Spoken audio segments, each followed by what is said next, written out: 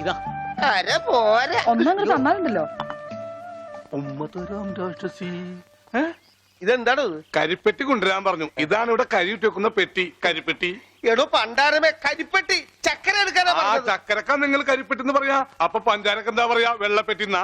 ഇക്കണക്കിന് കുന്തിരിക്ക എടുക്കാൻ പറഞ്ഞ താൻ കുന്ത ഉരുക്കി കൊണ്ടുവരുമല്ല. ഈ മരപ്പട്ടിനാണ് ഞാൻ കരിപ്പെട്ടി എടുക്കാൻ ഏൽപ്പിച്ചത്. ആ അമ്മു, ഈ കരിപ്പെട്ടി എവിടെ ഇരിക്കാ? ചക്കരേ, അവളെ ഇപ്പൊ ഒന്നിനും വിളിക്കണ്ട. ചക്കരൊക്കെ ഞാൻ എടുത്തോ. നീ എന്ന് ആ ആടലോടകം കൊണ്ടുവന്നിട്ടുണ്ടോ നോക്ക്. ആട് ഒരു ലോഡാ? അറ്റമാംസ രസായനത്തിനാ? എന്തേ കൺഫ്യൂഷനായ? ഓമനക്കുട്ടേട്ടാ, എന്തോ ഇത്തിരി നെല്ലിക്ക് അപ്പുറത്ത് കൊണ്ട് കൊടുക്കുവോ? പിന്നെ തന്നേക്ക്. ഇവിടെ ഇരിക്കുന്നു. ഇതാ ഈ ചക്ക. ഇതൊരുമാതിരി കൊലച്ചെറിയായി പോയിട്ടാ. നെല്ലിക്കെന്ന് പറഞ്ഞപ്പോ 6 ഉണ്ടാവുന്നു ഞാൻ വിചാരിച്ചു. ഇതൊരു ചാക്കണ്ടല്ല. ഒന്ന് താങ്ങി.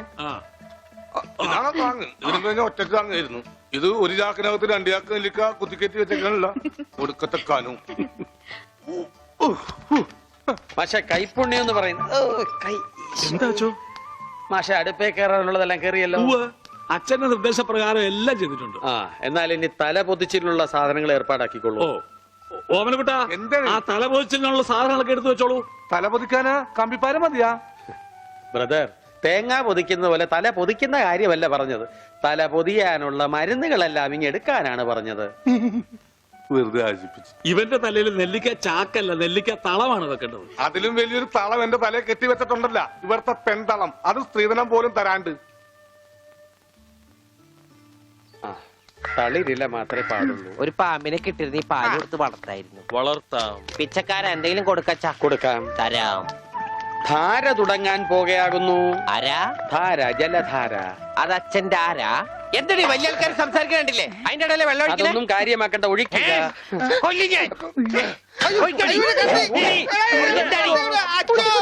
ഇരിക്കാനൊന്നും എനിക്ക് തരില്ല, എനിക്ക് വെട്ടിട്ട് പോണം. കാണിക്കണേ, ആ കത്തിങ്ങോട്ട് തരൂ. അവിടെ ഇരിക്കാൻ കണ്ടോ? ഇപ്പൊ എത്ര നല്ല കുട്ടിയാ. അമ്മ വെള്ളം ഒഴിച്ച എനിക്ക് പനി വരില്ല. മാർദി ഉണ്ടാ പക്രു. അപ്പൊ അതായിരുന്ന കാര്യം.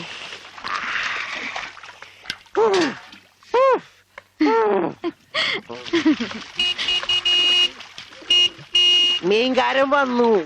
വരണോ?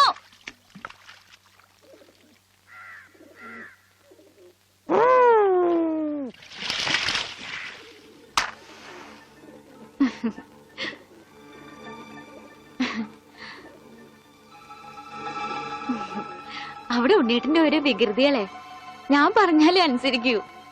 ഇപ്പൊ കാപ്പിട്ടുണ്ട് വരാട്ടോ. കണക്ക് മുഴുവൻ ഇതിലുണ്ട്. മാർക്കറ്റിൽ നിന്ന് കാശ് കിട്ടിയില്ല. നാളെ തരാം. അവന് കൂട്ടാനും ഓർക്കാനും നീ എന്തിനീ പോണത്? കിടത്തി കുളിപ്പിക്കാൻ കൊച്ചുകുട്ടിയൊന്നുമല്ലോ. ഉണ്ണീട്ടും കൊച്ചുകുട്ടിയെ പോലെ തന്നെയാ. ഇവിടുന്ന് പോകുമ്പോണ്ടായിരുന്ന പ്രായമുള്ളൂ ഇപ്പോഴും. കൊച്ചുകുട്ടിയാന്ന് പറഞ്ഞ് കൂടെ നടന്ന് അവസാനം കയ്യിലൊരു കൊച്ചുകുട്ടി ഉണ്ടാവും. നോക്കിക്കോ ഗോപേട്ടാ.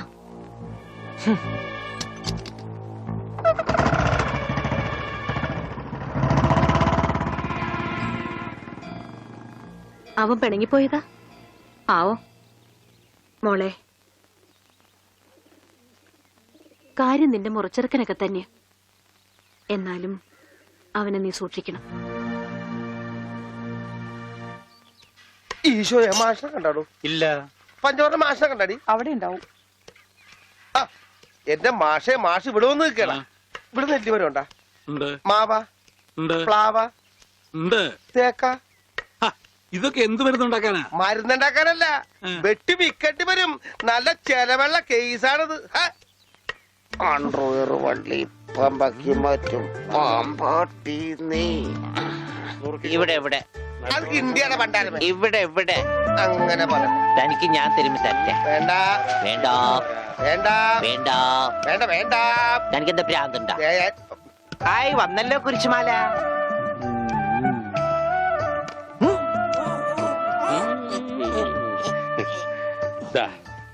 ഈ മിഠായി കഴിച്ചോളൂ. ഇത് മിഠായിയല്ലല്ലോ, ഗുളികയല്ലേ? മിടുക്കൻ. ഇത് കഴിച്ചോളൂ. പകുതി കഴിച്ചാ മതി കേട്ടോ. ബാക്കി പകുതി പിന്നെ കഴിക്കാം. പകുതി എന്ന് വെച്ചാ? ഇതിൽ 8 ഗുളികയുണ്ട്. 8ന്റെ പാതി എത്ര? 8ന്റെ പാതി ഇങ്ങനെയാണ്, ഇങ്ങനെയാണ്. ഇങ്ങനെയാണെങ്കി 3, ഇങ്ങനെയാണെങ്കി 0. മിടുക്കനാ മിടുക്കനാ. ഒന്നും അറിയില്ല. മരുന്ന് മിഠായിന്ന് പറഞ്ഞു വന്നിരിക്കാം പോങ്ങൻ. നോക്കണ്ട ഇയാളാ. ദാ, ഈ ഗുളിക കഴിക്കൂ. കഴിക്കില്ല. അങ്ങനെ പറയരുത്, കഴിക്കൂ. അങ്ങനെ പറയും, കഴിക്കില്ല. ഒന്നുമില്ല. ദേ, ഈ ഗുളിക ഇങ്ങനെ നാവിൽ വെക്കുക.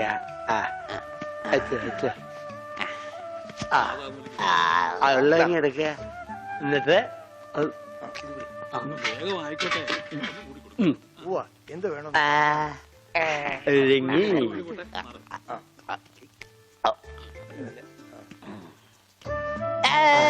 മിടുക്കൻ. വേങ്കി. രോഗിക്ക് മരുന്ന് കൊടുക്കാൻ എന്തെല്ലാം ടെക്നിക്കലാണ് കർത്താവ് പ്രയോഗിക്കേണ്ടത്. ഇതും കൂടി കളഞ്ഞേക്കൂ. അച്ഛൻ ഞാനൊരു സംശയം ചോദിക്കട്ടെ. അച്ഛൻ കല്യാണം കഴിച്ചാടാ? ഇല്ല. അപ്പൊ കാര്യങ്ങളൊക്കെ ആരായി ഇന്ദുലേഖ? അത് ഞാൻ വായിച്ചൊരു നോവലാ. കഞ്ചാവ് തലക്ക് പിടിച്ച് മൂത്തപ്പോ ആ നോവലിലെ നായകൻ ഞാനാണെന്ന് കുറച്ചു നേരത്തേക്ക് എനിക്ക് തോന്നിപ്പോയി. അതുകൊണ്ട് ഇപ്പൊ മാഷിന്റെ വീട്ടിൽ കയറാൻ പറ്റാത്ത അവസ്ഥയായില്ലേ? ഞാൻ കയറിച്ചിലും വേറെ പോവാനാ? നിന്നെയാ വീട്ടിൽ നിന്ന് പുറത്താക്കിയത്. അതെ, അതുകൊണ്ട് ഞാൻ ചുമ്മാ കയറിച്ചല്ലൊന്നുമില്ല, പിന്നെ നല്ലോണം വലിഞ്ഞു കയറിച്ചില്ലും. എന്നാ ചെല്ല്. അതെ, കുറച്ച് കഞ്ചാവും കൂടെ തരട്ടെ. ഏയ് വേണ്ട, കഞ്ചാവ് വലിക്കുന്നോറും അവന്റെ ബുദ്ധി തെളിഞ്ഞു തെളിഞ്ഞു വരിക. നമുക്ക് വേറെ വല്ല മാർഗം ആലോചിക്കാം. ഇപ്പൊ എന്തായാലും ഞാൻ പറഞ്ഞില്ലേ അളിയനെ കെടുത്തോന്ന്. ഇപ്പൊ കണ്ട മണിയോട് പിടിച്ചേക്കുന്ന പോലെ പിടിച്ചേക്കണം. ഇത് നസ്യോണ് കേട്ടാ. എന്ത് മത്സ്യം? മത്സ്യോന്റെ നസ്യോണെന്ന്. ഇതിങ്ങനെ മൂക്കിലേക്ക് ഊതിക്കേറ്റും കേട്ടോ കൊണ്ടുവരാനേ.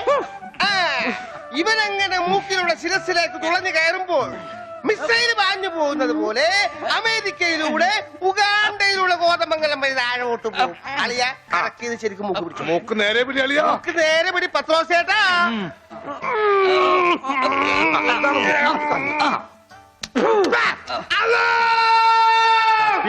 പാങ്ക് കൊടുക്കുന്നത്. പിന്നെ ശിരസിൽ കയറിയ പള്ളി പണി അടിക്കാൻ പറ്റുവാടാ.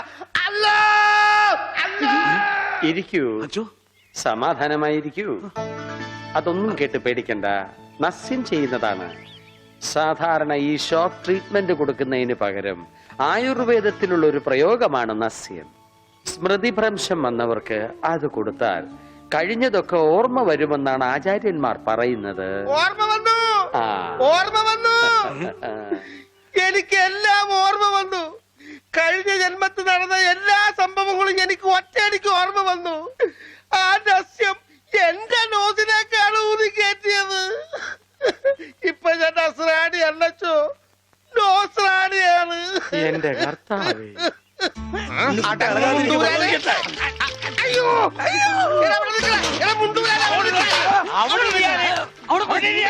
ഇരിക്കടാ അവിടെ, ഇരിക്കുക.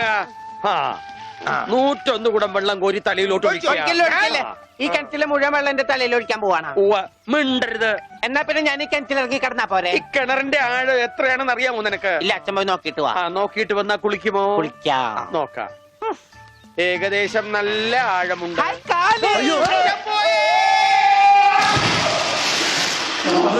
അച്ഛോ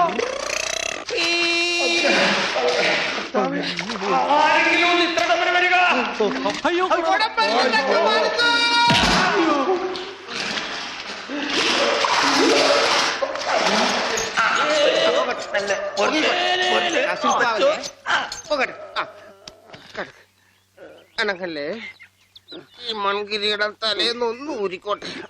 കുടത്തിന്റെ ബാക്കി അച്ഛൻ വിഴുങ്ങിയ. അച്ഛന്റെ വയറ്റിൽ ഇത്രക്ക് മത്സ്യസമ്പത്താ.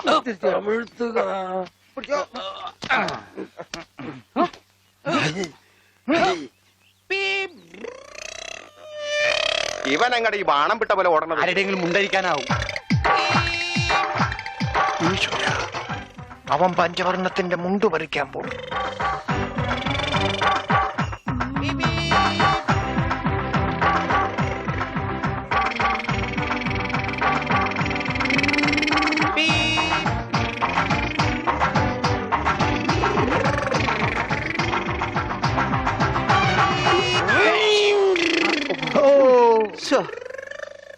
ഞാൻ വെറുതെ കൊതിപ്പിച്ച് അല്ലേലും ഇവനൊന്നും ആവശ്യത്തിന് ഉപകരിക്കില്ല.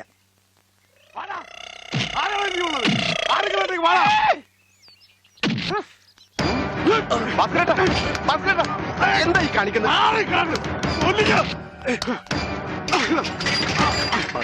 നമുക്ക് അടി കോംപ്രമൈസ് ഇല്ല, അടിയിൽ ഒരു കോംപ്രമൈസ് ഇല്ല.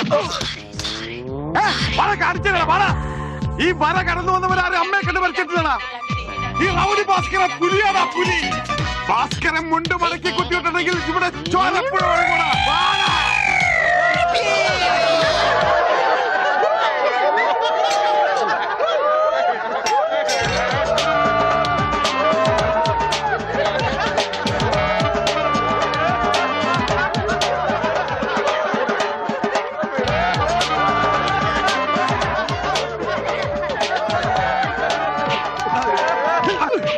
എന്നാ നമുക്ക് കോംപ്രമൈസ് ചെയ്യാം. അടിയിൽ കോംപ്രമൈസ് ഇല്ല ചേട്ടാ. എന്റെ അടിയിൽ കോംപ്രമൈസ് ഇല്ലെന്നാ പറഞ്ഞത്.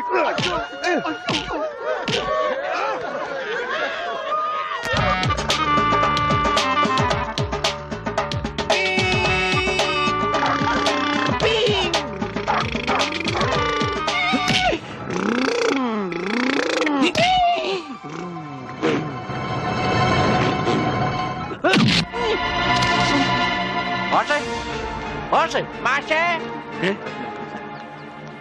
എന്താടാ അച്ഛാ ഇത് കണ്ട എന്താ ഗോപി? ചെക്കനെ മര്യാദക്ക് വളർത്തിയില്ലണ്ടല്ലോ, നാട്ടുകാരെ തല്ലുണ്ടു ചാവും. എന്താ ഉണ്ണി, എന്താ ഒരു പറയണേ? കുരുത്തക്കേടായിട്ട് ഒപ്പിച്ചു വന്നിട്ട് കൂസലില്ലാണ്ട് നിക്കണ കണ്ടില്ലേ?